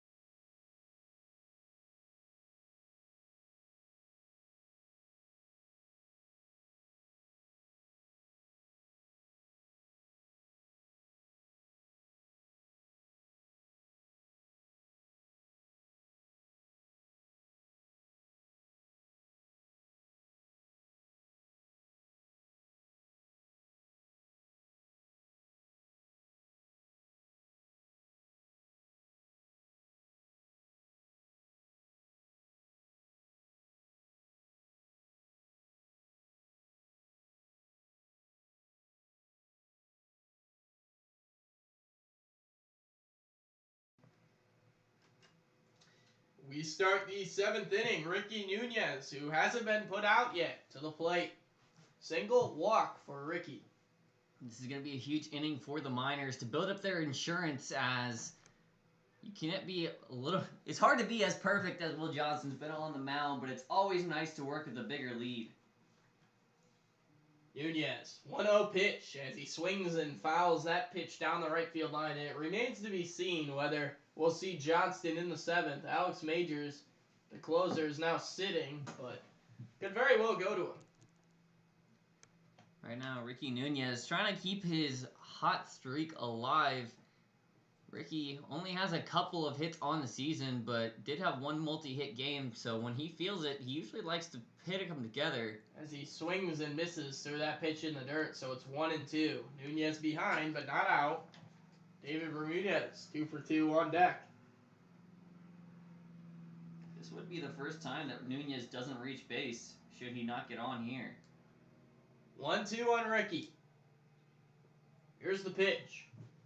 And it's up high. Nunez takes 2-2. Good battle back from the Riverside, California native. Bottom of the lineup hasn't been out yet today. We'll see how it goes here. And he's not out there. It's a 2-2 ball. So now 3-2. Nunez back in this. It's full. I'm really liking how much discipline I'm seeing from Ricky at the plate recently. As he swings here and gets into this one foul off the left side, landing on the roof of the Bucs clubhouse, actually, and that ball is going to stay on the roof. It's rolling right now as it sticks there. There's like 8 baseballs on top of that roof, and Ricky Nunez adds to the collection. It's an elite club. As he watches ball 4, have a day, Ricky Nunez. 3 times aboard. The bench loves it. Second walk of the day, and now it's David Bermudez. Hard to believe anybody loves that more than Ricky. He's been dying to get back to the plate ever since that injury early in June. Now that he's getting more chances, he's really proving why. Maybe proving his worth. Maybe we see some extended at-bats for Nunez going forward, as he's looked great today. Bermudez in, he squares the butt and backs away as the pitch is over his head and to the backstop. That's scary for Bermudez. Went all the way over his head. Probably no intent behind that from the pitcher on the mound, Christie. But scary moment as Bermudez had to back away. Nunez does move up to second, so he is advanced.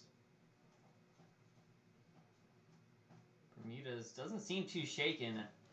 He's ready to go back in the box regardless. He wants to drive in this run, as you already said, a 2 for 2 line. Corners in. He squares here to bunt. He pulls back. It's a strike. 1-1. Corners are in. Skipworth and Vaquero definitely thinking bunt. No reason not to. Squared twice already, so he's going straight for it here. He's not even hiding it. He's trying to bunt. He just wants to advance that runner. As he gets it down, just foul. Thought Vaquero might grab that in fair territory, but he let it bounce foul before touching it. So it's 1-2. Bunt probably off now for Bermudez. Infield, though, still playing on the corners, on the grass. I mean, they still think he might bunt here. He can get one down either the lines, left or right field. That ball could easily bloop in with the way they're playing right now. Now Vaquero backs up a few steps at third. He's passed the bag onto the grass. Here's the 1-2. Swung on and fouled away. Doesn't look like Skipworth is too sold, though. He's still standing Skipworth in front of is the first still base over there. bag. Bermudez trying to continue his perfect day. 2 for 2, and he needed this big time. He had been struggling mightily. 2-2 coming to him. Here it is. Swung on and fouled away. David sticking around. It's still 1-2. Standing in the on-deck circle right now is Casey Rother, their leadoff man. In the hole behind him is Tyler Wilson. Both of them still looking for a chance to add on to this lead. 1-2. Here it comes. Nunez takes off for third as this ball is lined into center field. Nunez has no idea where the ball is. Now he's going back. He's going to have to hustle to get back in, and he is. Catch is made by Carey. And, oh, man, Nunez almost doubled off at second. Bermudez out for the first time today. Well, there's the danger of the hit and run for you right there. Luckily for them, Ricky Nunez isn't one of their slower players by any means, but he had to use all of that to get from third back to second, sliding in. It kind of stinks that pitch was a strike, too, because Nunez was probably going to swipe third, no problem. They weren't even thinking he was going to take off. He caught him by surprise and got a really good jump. Casey Rother takes strike one on a fastball. I don't even think it was a question of whether he was swiping third. It's more of, is he going home? But immediately had to turn around. 0-1, here it is. Swung on and fouled away. Rother fouls that pitch off, and he's in a 2-strike hole.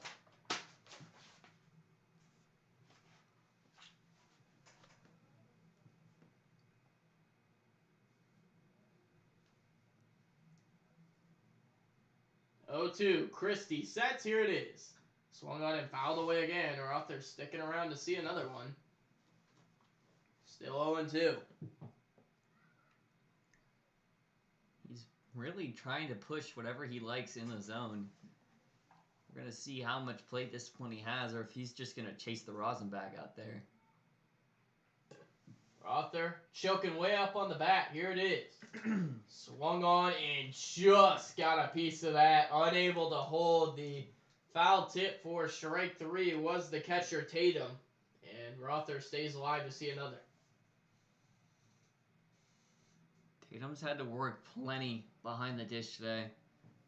Obviously, a few wild pitches here and there, but not to his credit, as he's been pretty great when it comes to blocking. Rother choking back up. 0-2 again. Nunez taking off. Here's the pitch. It's in the dirt, and Nunez is going to steal it. No problem. No throw. Ricky Nunez swipes the bag.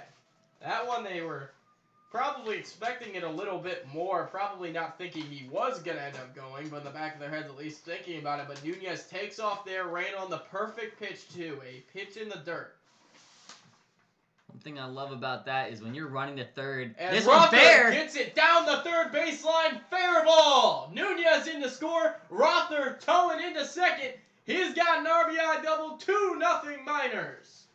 Well, that one just squeaked by the left bag as Ricky Nunez watched it go by. That ball wasn't hit the hardest, but anyway you slice it, Casey Rother has his 9th double of the year and his 11th RBI. Nunez in to score, 2-0. That's a huge insurance run. Still only one out in this inning, too. As there's a ball to Tyler Wilson. Obviously, yeah, only one out, so they have a chance to tack on more. That was Nunez's first steal of the year. How about that? 1-0 on Tyler Wilson. Here's the pitch. Thought about going, did not. Called strike, 1-1.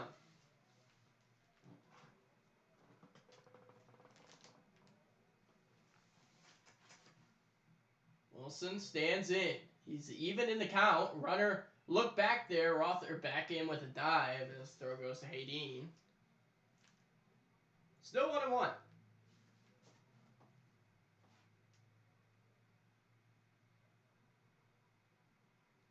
Wilson trying to take his hacks. Here's the pitch. Swung on and grounded to the right side. Pinales up with it. Goes to Skipworth. 2 outs. Rother over to third. Well, now there's 2 outs, but they did advance the runner to third, and Sorelli coming to the plate has another chance here. You got to feel like Sorelli's due right now. You really have to feel like he's due. He hasn't had a hit yet today in either game, and the way he's been hitting this year, he can strike quickly. As he watches a fastball away, ball one, rather. Doesn't mean he's going to force it, though, as he's one that's not above taking a walk in a free base. As that pitch misses away, Sorelli way ahead. It's 2-0. Looming on deck, Tyler Rando, who knocked in a run way back in the first inning. Rother now taking off the plate. He's going to steal home, and he's going to be out by a mile. Not sure what the plan was. But we're gonna have a pause. This might be a balk. And it's going to be a balk. They're going to give Casey Rother home. Oh, my goodness. Whatever the plan was, don't listen to me. It worked. David Christie did not step off the mound. I didn't think about it when it actually was happening, but he definitely did not step off the mound. He was coming home with it. Threw it to home. Rother was out by a country mile. But it didn't matter because David Christie never stepped off the mound. Caught him off guard. He doesn't seem happy. Obviously, he's still appealing to the umpires. He is upset out there on the mound, as is Anchorage Bucs manager Grant Palmer, but it's not going to matter. Casey Rother gets home on a play at the plate that was controversial, to say the least, but it's 3-0 Miners. Yeah, who wouldn't be mad in a situation like that? When it comes down to it, they got outplayed and outsmarted there. 3-0 on Sorelli. A huge run. 3-0 pitch.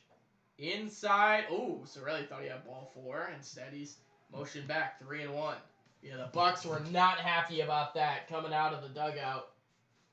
They thought they had Casey Rother, but it's a balk. 3-1 pitch. Swung on, hit in the air, down the right field line. Will it stay fair? Skipworth ranging, still going, and out of play. 3-2.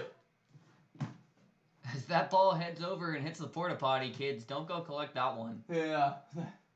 Oh, no. Kid did get it right away. Oh, gross. Only hit it. It's fine. Inning's still not over either, so this has become a bit of a nightmare as their hill to climb has got larger. 3-2 to Sorelli. Here it is. As he watches ball 4. Wow. Sorelli probably thought he was out on strikes, and really, the entire Anchorage Bucs infield thought he was out on strikes. Instead, it's ball 4. Sorelli walks down to first base, and now it's Tyler Rando. Call could have gone either way, so a bit of jeering from both sides, but regardless, Sorelli's at first with his first walk of this game. Rando in. Pitch inside, ball 1. You can't say that Christie's getting any favors from Blue right now. They've stuck with Christie, and no activity in the bullpen. This is Christie's game. So he came out of the bullpen in the 5th. Pitch to Rando is a strike. 0-1. Miners, with the win, would sweep this doubleheader today and move ever closer to a first place seed in the top of the world playoffs. Just strike to Rando. His second strike, so now on a 2-strike count. Looking to extend this inning even longer. Miners would go to 18-8 with the win, as Rando watches the ball 2-2. 3-0 game, and Alex Majors appears to have picked up a ball. He has started to at least move around a little bit in the bullpen. No throwing yet. 2-2, and it's a called strike 3. Rando hung up on strikes, So he'll be the last out of the 7th, but not before the Miners get a couple. Casey Rother RBI double and then a heads-up play coming home. He was out, but there was a balk, so he gets home 3-0. Rother might be the MVP of this game for that inning of performance alone. A huge RBI forces a mistake, and now he gives his team 2 more runs to work with, and it looks like it is going to be Majors. So Willie Johnston's day is done. 6 innings of shutout baseball. He did his job. Alex Majors on for the save, looking for his 5th of the year. So we'll be back here from Anchorage in just a moment.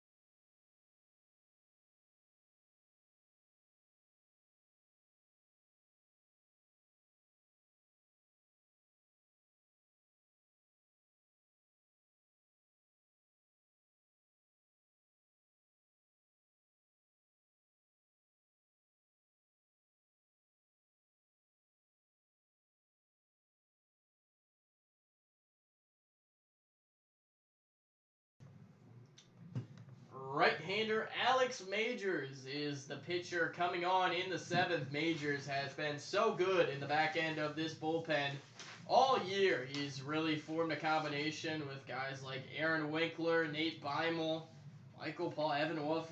I mean, down the list, you just keep going and going, and you just see good numbers. As Majors on now, looking for his 5th save of the year. They definitely seem comfortable with a lot of their bullpen guys, but when it comes to the ultimate closer, he's your guy. This is Alex Majors' time. Majors not only has those 4 saves, he also has 3 wins. He's 3-0, so he's been really just perfect in tight games. This pitch is swung on, and Skipworth fouled that off his shoulder, it looked like, bouncing up, hitting his shoulder. So, strike there. I'm keeping my eye on his grip in this one because Majors in the season coming in said he had the slider and the fastball, and then just decided last game he wants to try a splitter instead of his slider. So he threw that over and over again. So that looked like a splitter there, fouled off. 2 strikes on Skipworth. The Bucs took somewhat of a giant blow in the 7th inning. I mean, only down 1 going into the 7th would have been one thing, but now down 3, they really have to rally. 2 strikes on Skipworth. And he struck him out. Called strike 3, outside corner. Alex Majors strikes out Jake Skipworth. His 15th strikeout of the year in less than 14 innings. 1 out, Dylan Tatum. So now it comes down to catcher Tatum and third baseman Baquero. They are the last 2 potential outs between Majors and another Miners victory. Collar on the day for Tatum as he watches ball 1 on the inside. Tatum, California Irvine. Trying to get to Majors. Side-arming closer. Swung on and hit into right field fairly deep. Nunez going back at the track, and it's off the wall in a short hop. Nunez struggling to find it in the corner. Now he's got it. Fires it in, and there's a 1-out double for Dylan Tatum. It could have been a triple. Should it be anybody but Tatum. Plenty of power there, and that scramble on the 1 bounce at the wall. They're lucky he's not even closer to home. To Tatum's credit, that ball was hit pretty hard off the one. Nunez in right field came up with it. He does have a fairly strong arm, but he struggled to come up with it there. But anyhow, he's on second, and now we're going to get a pinch runner out there. There's going to be a pinch runner, so Dylan Tatum's day is done as pinch running is going to be Ricky Gator. a Anchorage, Alaska native. Goes to Skagit Valley College. He redshirted in 2021 for Skagit Valley. Something about Ricky's being able to run. As that ball is way inside, it almost hit Vaquero. And if Vaquero could reach, all of a sudden, the man on deck would be the tying run. I don't think Alec Majors wants it to get there. If he has to go back to his slider before then, he's going to. Cole Moore waiting on deck. Majors checking on the runner. Here it is. Swung on and grounded right side into right field. Nunez up with it. Gator being held around third. Throw in is cut off by Sorelli. And now all of a sudden, it's first and third with just one out. And Cole Moore has got an opportunity. Cole Moore still hitless on the season, though. And last time he came up, they did play him perfectly for that double play. So it's not out of the possibility with a man at first and Moore at the plate.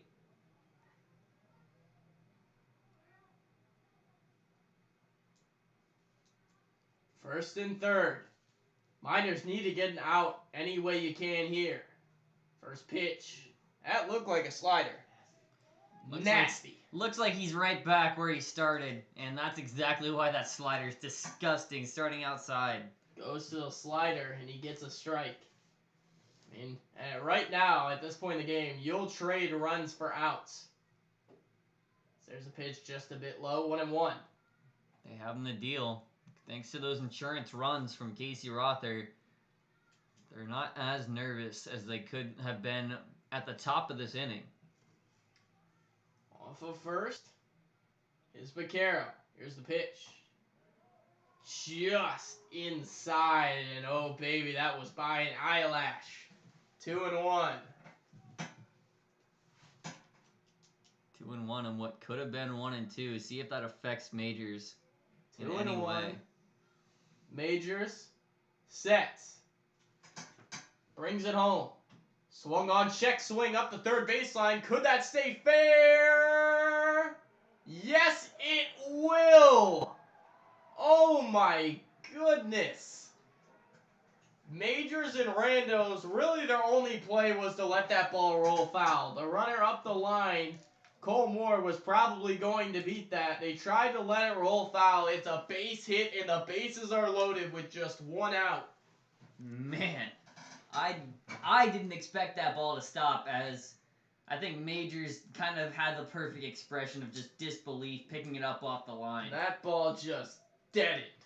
Nothing you can do there for the Miners. As Bubba Walters is out to the mound to talk to his right-hander. There's nobody in the Miners' pen. I mean, this is Majors' inning in the 7th. Well, he came on for the save, up 3 here, so you really wanted to earn that save. Now you're going to have to earn it. Created your own bed, now you got to line it, Alex Majors. As he seems like he is pretty unfazed most of the time, so interested to see what he goes out to here for a first pitch. Bases loaded, 1 out. It's Woody Haydeen, the shortstop. And if you remember Haydeen's last at-bat, he grounded into a double play.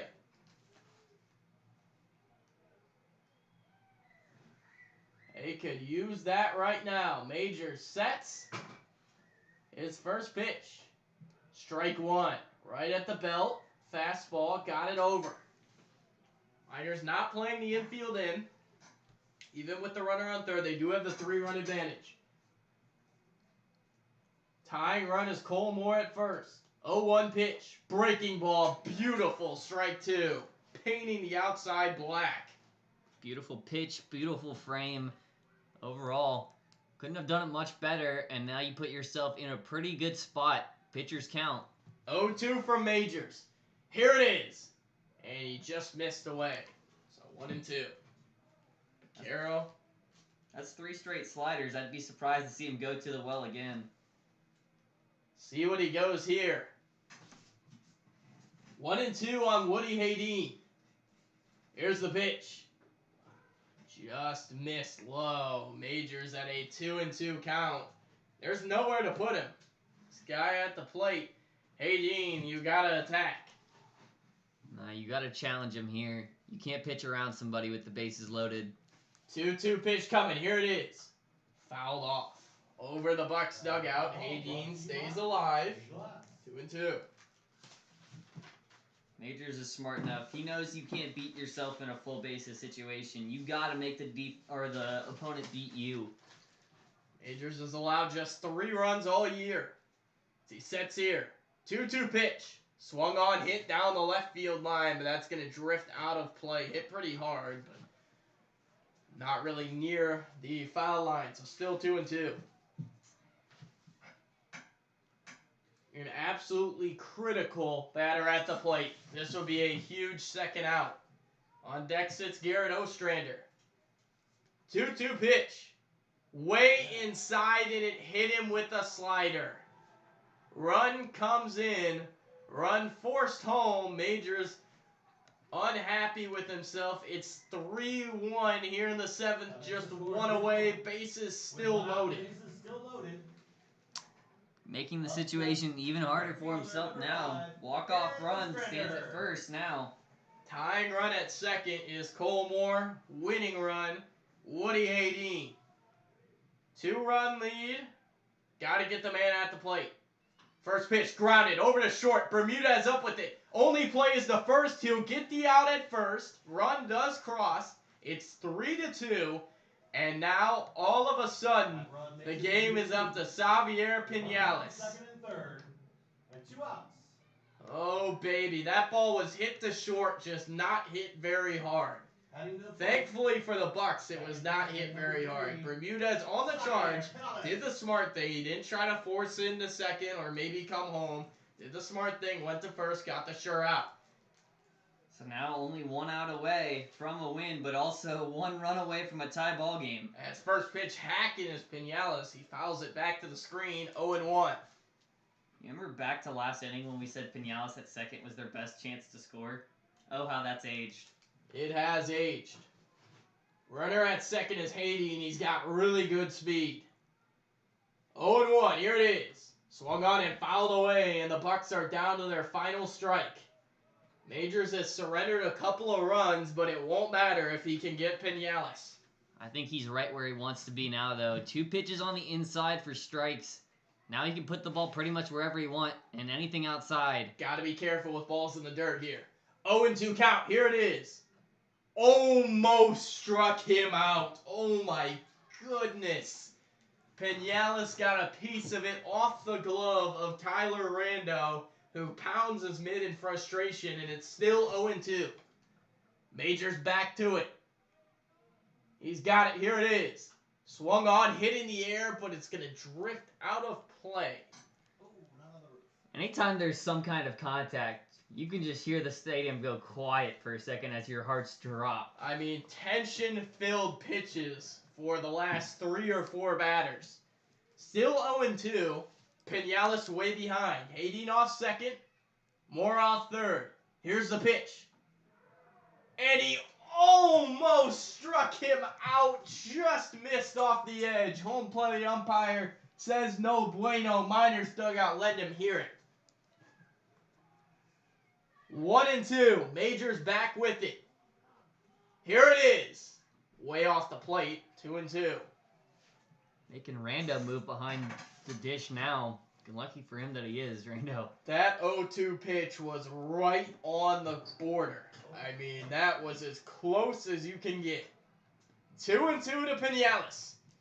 Major sets. Here it is. Ground ball to first. Sorelli up with it. Fair territory. He'll take it to the bag. Miners hold on in 7. How about that? Alex Majors tightropes out of the thinnest of margins. Oh my goodness, a slow ground ball that just stayed fair up the first baseline, and that'll do it here tonight from Mulcahy. I don't think there's a more fitting way for this one to end than it to end in the field, as while the pitchers were great, that defense was the constant for the Miners in both of these doubleheader matchups. So Alex Majors does surrender a couple in the 7th, but gets a couple of groundouts to end it. The Bucs had prime opportunity to win this game, but Majors tight ropes out of it. Once again, Miners 3-2 winners. They split both, or they take both. They sweep both of the 7-inning doubleheaders today from Mulcahy. The Mat-Su Miners move to 18-8 on the year. They are now 4.5 games in first place in the Alaska Baseball League. I have been Reese Landon, joined by Sean Neef, saying so long, Miners. 3-2 winners in 7 tonight. We'll be back tomorrow. Sean on the call, 4 p.m. against the Anchorage Bucs once again from Herman Brothers Field.